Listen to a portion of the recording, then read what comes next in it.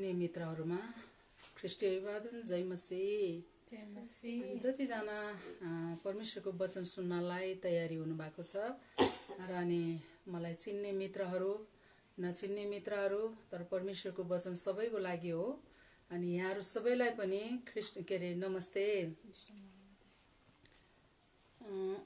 आउनुस् आज परमेश्वरको वचन मैले ल्याएको छु हामी स्त्रीहरु है परमेश्वरको अनुग्रहमा स्त्रीहरु पनि के हुनुपर्छ त इतिहास रच्ने हुनुपर्दछ इतिहास बनाउने हुनुपर्दछ है हामी बाइबल धर्मशास्त्रमा हेर्दछौं भने धेरै स्त्रीहरुले प्रभुको काम गर्नु भएको छ असल कामहरु गर्नु भएको छ अनि त्यसैले त उहाँहरुको नाम अहिले हामीले पढ्न पाएका छौं यसै कारणले परमेश्वरलाई धन्यवाद होस् पढ्ने मात्रै होइन हामी गर्ने पनि हुनुपर्दछ है हामीलाई गर्नको लागि पनि अनि यहाँनिर उत्साह मिल्दछ उहाँहरुको जीवनीलाई हेरेर आउनुस् म परमेश्वरको वचन यहाँनिर हेर्न गइरहेको छु आज यहाँ प्रेरित 9 को 32 देखि हामी हेर्ने छौं 32 देखि यहाँनिर शीर्षकमा यहाँ राखेको छ तर मैले चाहिँ शीर्षक आज अर्कै बनाएको छु किनभने हामी स्त्रीहरुले चाहिँ के गर्नुपर्छ इतिहास बनाउने हुनुपर्दछ इतिहास रच्ने हुनुपर्दछ हैन यो भनेर मैले चाहिँ त्यो चाहिँ केमा आफ्नै बलमा बुद्धिमा होइन फेरि परमेश्वरको अनुग्रहमा परमेश्वरले दिनुभएको ज्ञान बुद्धिमा परमेश्वरले दिनुभएको शक्तिमा मात्रै हामीले त्यो गर्न सक्छौं अनि आज यहाँनिर मैले ल्याएको छु प्रेरित 9 को 32 देखि हामी हेर्ने छौं यहाँनिर दुई जनाको नाम छ शीर्षकमा चाहिँ एनियास र डोरकास भनेर लेखेको छ अब एनियास भन्ने व्यक्ति चाहिँ 8 वर्षदेखि पक्षघातले थल परेको हुनुहुन्थ्यो डोरकास भन्ने व्यक्ति चाहिँ एउटा स्त्री चाहिँ के भयो त अनि उहाँ बिरामी परेर मर्नु भएको थियो तर फेरि पनि परमेश्वरले बचाउनु भयो अनि कुरालाई आज हामी हेर्ने छौं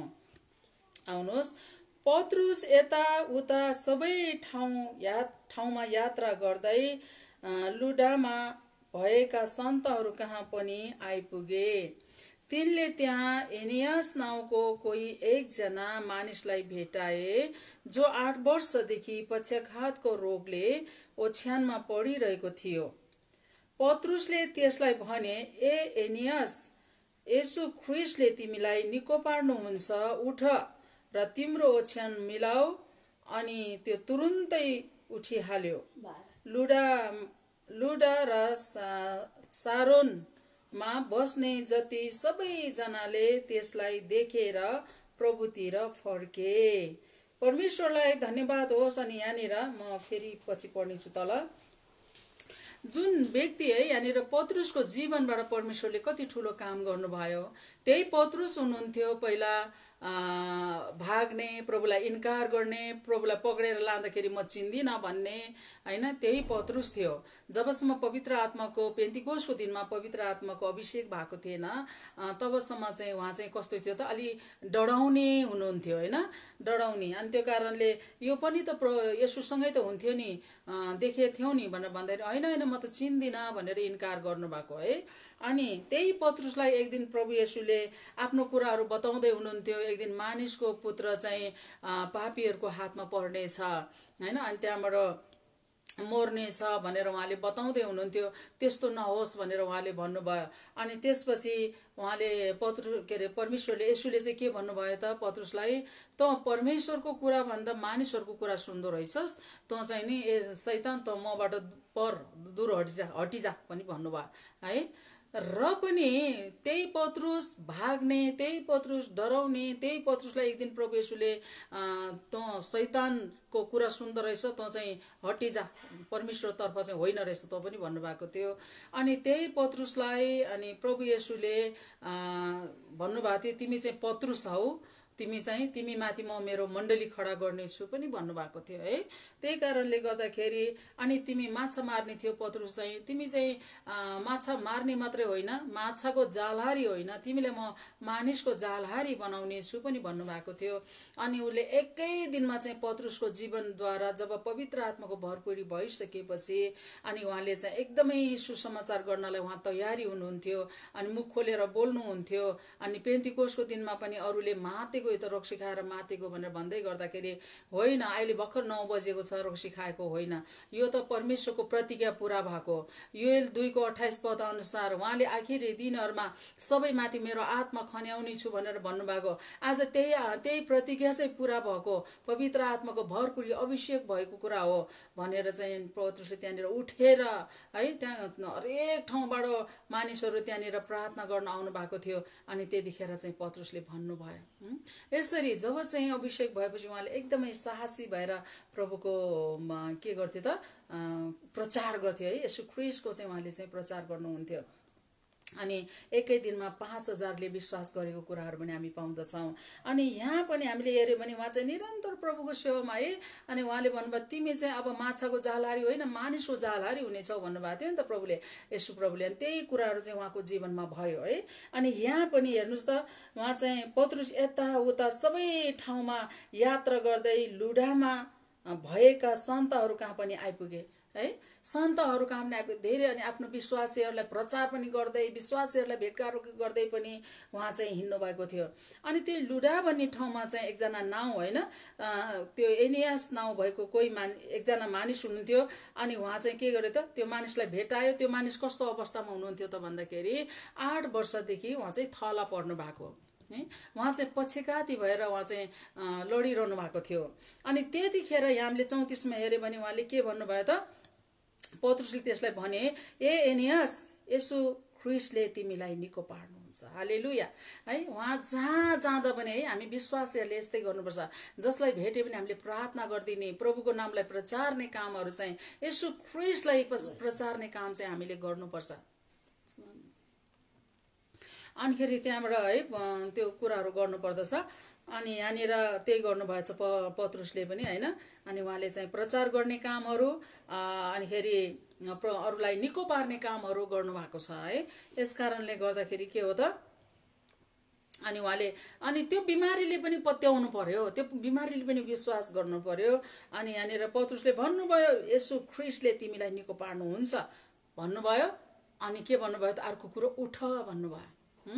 उठ र तिम्रो ओछ्यान मिलाऊ भन्नुभयो। अनि उसले अब कि म यत्रो थला परिरहेको मान्छे कहाँ उठ्नु सक्छु र कहाँ म ओछ्यान मिलाउन सक्छु र पनि भनेन है। त्यो बिरामी पनि एनियास पनि उठिहाल्नु भयो है।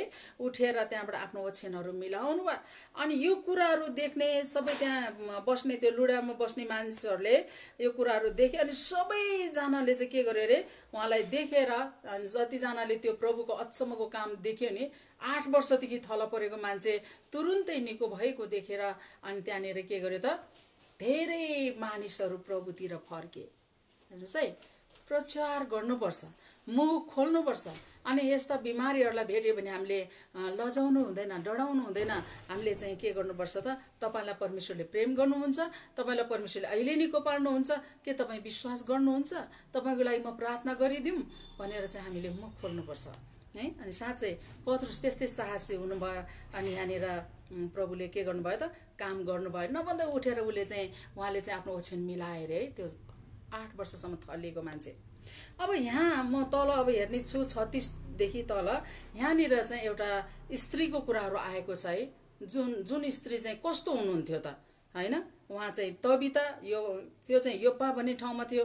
योप्पा र त्यो लुडा चाहिँ अलि नजिकै थियो, नजिकै छ। अनि तर त्यहाँनिर योप्पामा पनि एउटा घटना घट्यो। यो चाहिँ लुडामा घटेको घटना थियो भने योप्पामा पनि एउटा घटना घटेको छ। त्यहाँनिर चाहिँ के भने चाहिँ एउटा तबिता भन्ने है त्यो योप्पा नगरमा चाहिँ तबिता अर्थात् डोर्कास हरिनी भन्ने एउटी शिष्य थिइन् है। शिष्य थिइन्। तिनी चाहिँ कस्तो थिइन् अरे असल काम गर्न र दान दिनमा लागिरहन्थिन् है।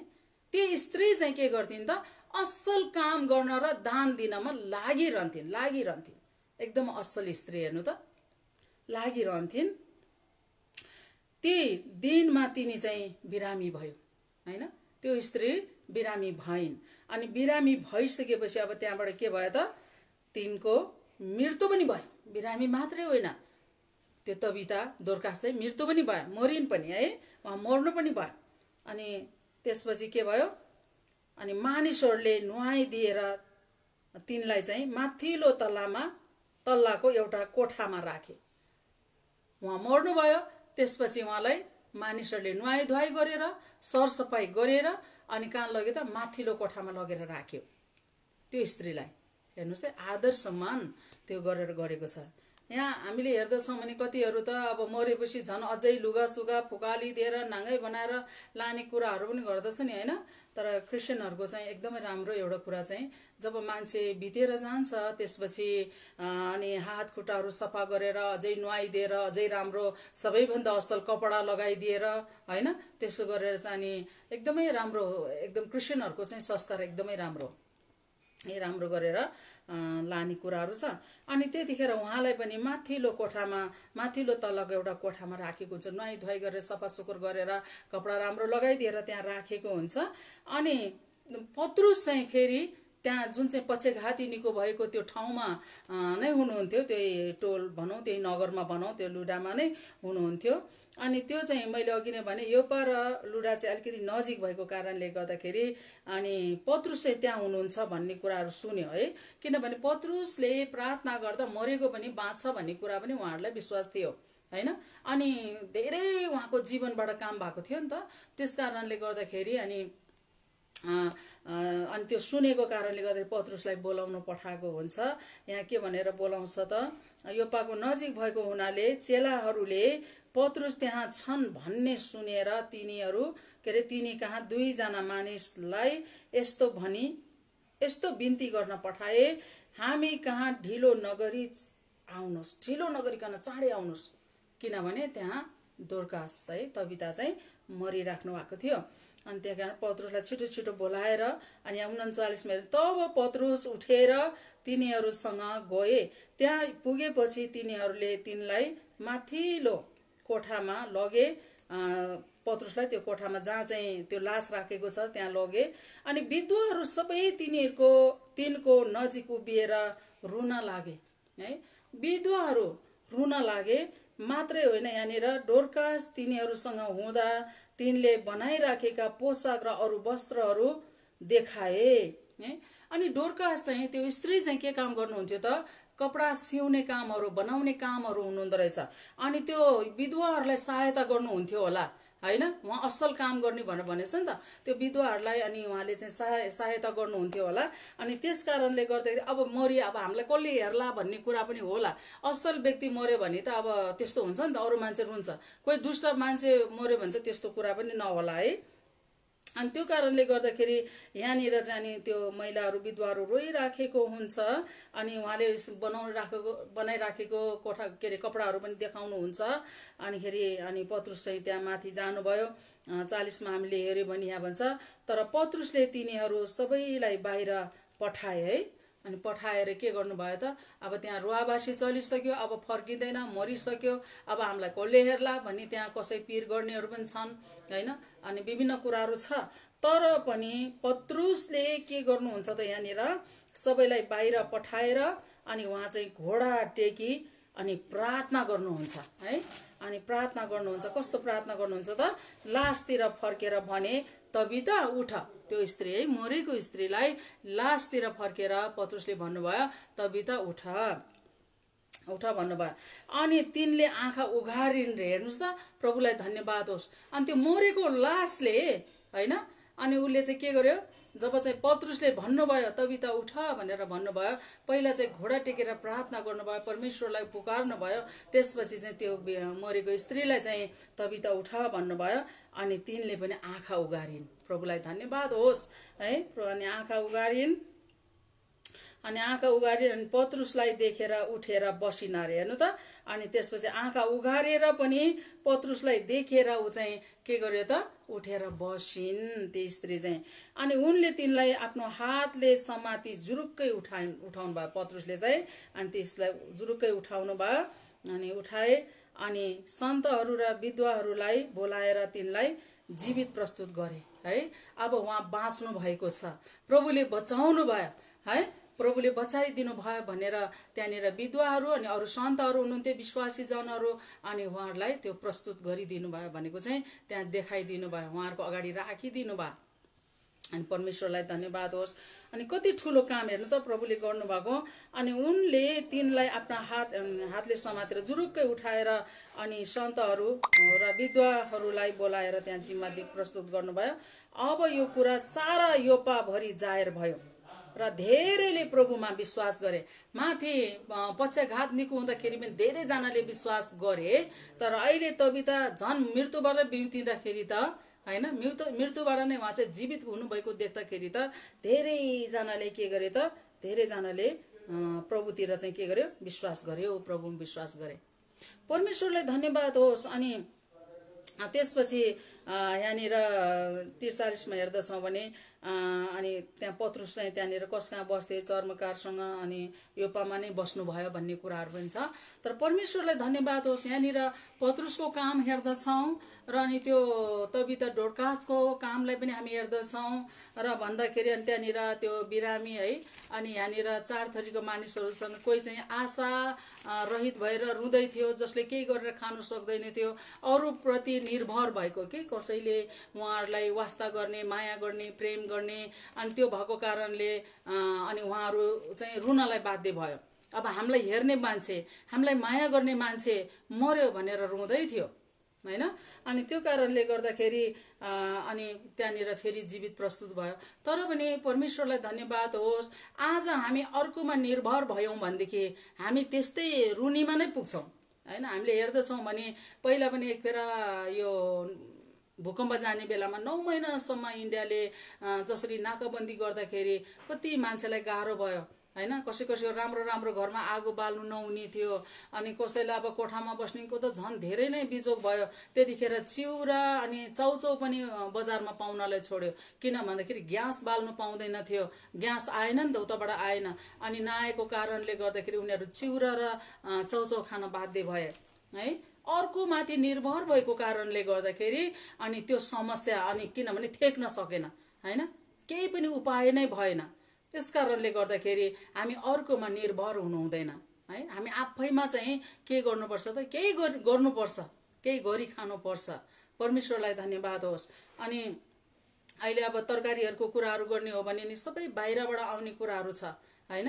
अनि अहिले अब भनी कतिजनाहरूले चाहिँ कौशी खेती गर्नुपर्छ, तरकारीहरू रोप्नुपर्छ भन्ने कुराहरू पनि सिकाइरहनु भएको छ। त्यो एकदमै राम्रो कुरा हैन। कौशीमा खेतीहरू लगायो भने, तरकारी खेतीहरू लगायो भने अनि आफ्नै एउटा राम्रो तरकारी अहिले भर्खरै ताजा खानु पायो, राम्रो खानु पायो, पैसा पनि जोग्यो। कति एउटा कुरा त्यो पैसाले चामल ल्याउनु अथवा के ल्याउनलाई काम लाग्दछ हैन, त्यसमा काम लाग्दछ। अनि अर्को कुरो म त अहिले यो चाहिँ अबको दिनहरुमा मैले भनिराखेको छु कतिजना विश्वासीहरूलाई, तपाईहरु अब खेतीपाती हुनेहरू खेतीपाती लगाउनुहोस्, कोही घर हुने अलि जग्गा हुनेहरू हुनुहुन्छ लगाउनुहोस्।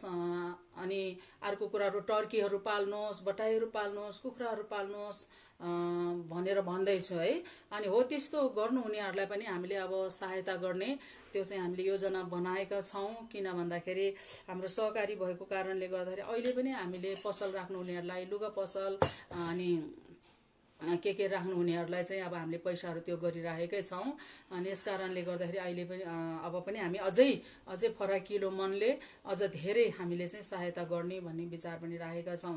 अनि यो चाइनाबाट मेरो माइलो छोरा चाहिँ चाइनामा बसेको कारणले अब उताबाट कपडाहरू लिएर आएर पनि हामी अझै कपडा बेच्नलाई पनि दिने अनि भनौं अझ धेरै व्यापारीहरू बढाउने अनि उनीहरूलाई अब हाम्रो सहकारी भागहरूले त्यसले सहायता पनि कपडा पनि दिने अनि केही अलिकति यताउता सहायता पनि गर्ने, अझै बढाउने भन्ने कुराहरू पनि गरेका छौं।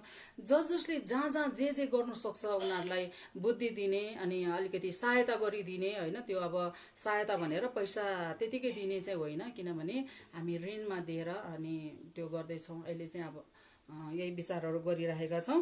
परमेश्वरलाई धन्यवाद होस्। अनि अस्ति म 1 नम्बर यो सिन्धुपाल्चो 1 नम्बर हाम्रो डिकन भाइको घरतिर गएको थियौं, त्यहाँनिर विवाह थियो।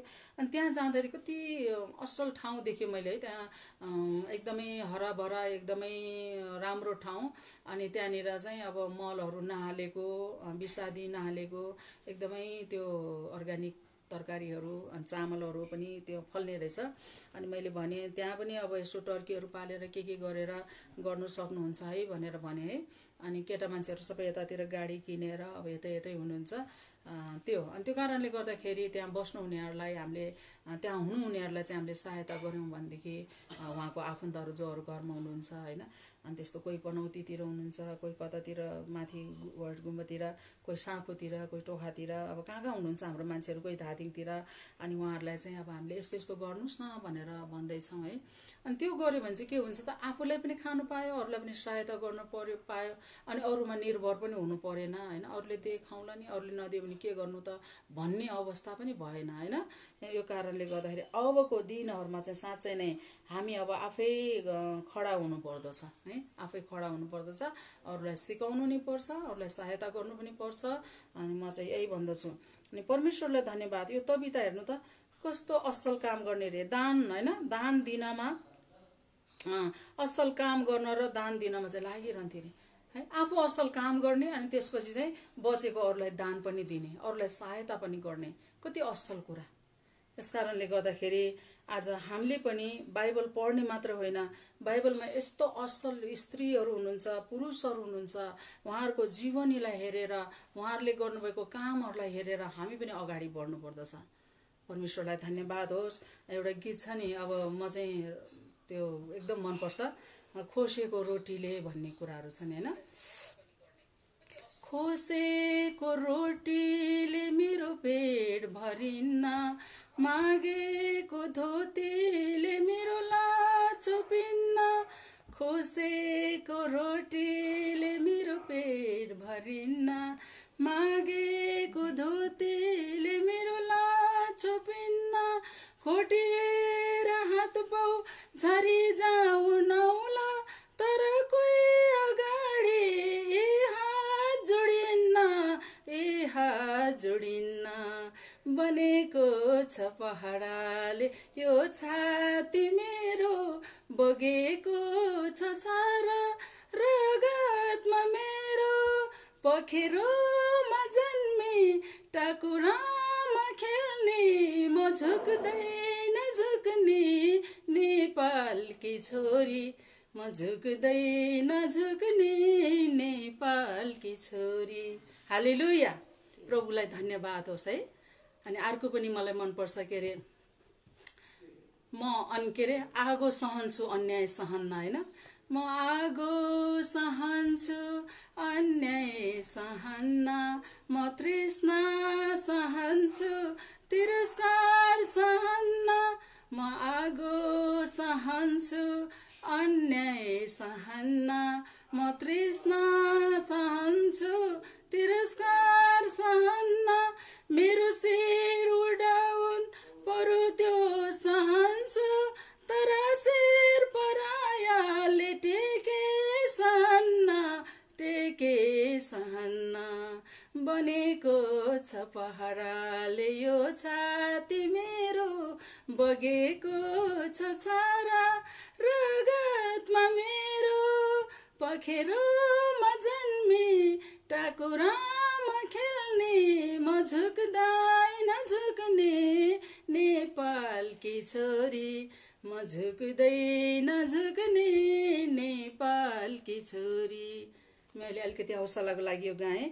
हामी छोरीहरू पनि साँच्चै नै आफैको हात पाउ ख्याएर खानु पर्दछ होइन। हामी चाहिँ के हो त, जसरी यो गीतले मलाई एकदम मनपर्छ, यो राष्ट्रिय गीत अनि एकदम राम्रो छ। साँच्चै नै हामी चाहिँ के हो, खोसेको रोटी कति गर्नु होइन, सिकाएको गीत कति गाउनु, खटाएको माना कति खानु भन्छ नि। खोसेको रोटीले हाम्रो पेट भरिँदैन, मागेको धोतीले हाम्रो लास छोपिँदैन है। हामी आफै गर्नुपर्छ। अनि अरूलाई किन हात जोड्नु पर्यो त, हामी आफैले गर्यो भने हजुर किन भन्नुपर्छ, पर्दैन नि होइन।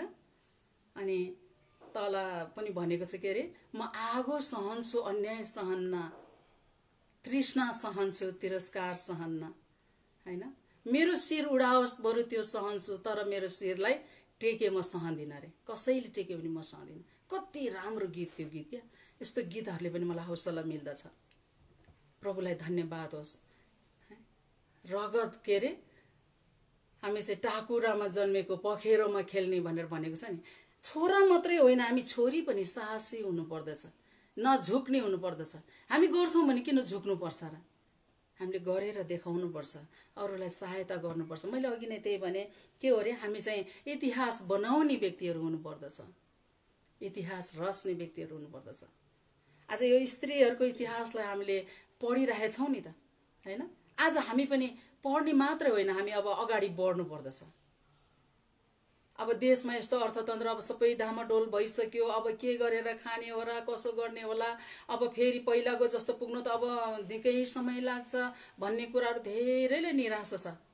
अब हामीले चर्चमा पनि अब हाम्रो विश्वासीहरूलाई एकले अर्कालाई तिखार्नुपर्छ, एकले अर्कालाई सिकाउनु पर्दछ।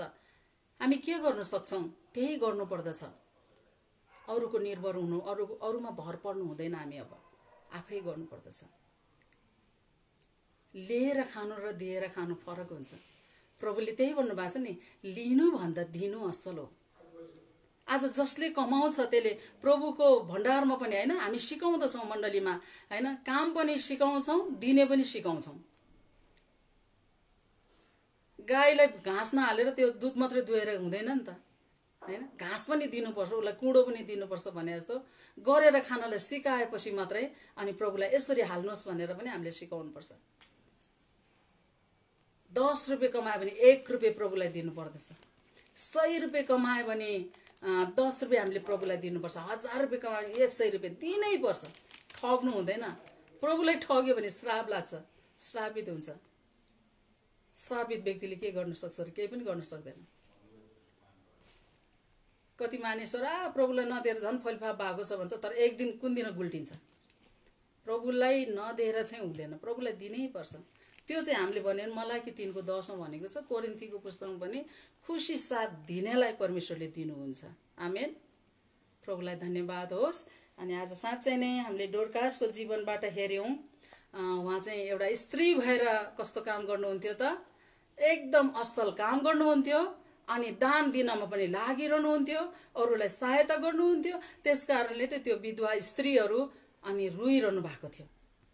कपडालाई हेरेर मान्छे त मर्यो, उहाँले सिलाउनु भएको कपडाहरूलाई हेरेर उहाँहरू चाहिँ रोइरहनु भएको थियो। असल काम गर्नेलाई कस्तो गर्छ त मान्छेले? हेर्नु त, जसले असल गरेको छ, जसले अरूको वास्ता गरेको छ, उसको लागि चाहिँ के हुन्छ त? अरू पनि हुन्छ। यस कारणले गर्दाखेरि परमेश्वरलाई धन्यवाद होस्। अनि आजको वचनद्वारा अनि मैले त्यही भनेको छु, हामी चाहिँ इतिहास बनाउने हुनुपर्दछ। अहिलेको समयहरूमा अब मण्डलीहरू अब यताउता अब के गर्ने होइन, अब झन् हामी आफै गर्नुपर्छ भनेर चाहिँ अगाडि बढ्नुपर्छ। हुन्छ, परमेश्वरलाई धन्यवाद होस्। त्यो गीत चाहिँ अब राम्रो स्वर भएर त गाएको त होइन, तर मलाई के हो त, हौसलाको निम्ति मैले गाएँ। म आफैलाई पनि त्यो हौसला हुन्छ, होइन? म चाहिँ झुक्दै नझुक्ने छोरी, है। म चाहिँ झुकेर अरूमाथि भर परेर हुँदैन।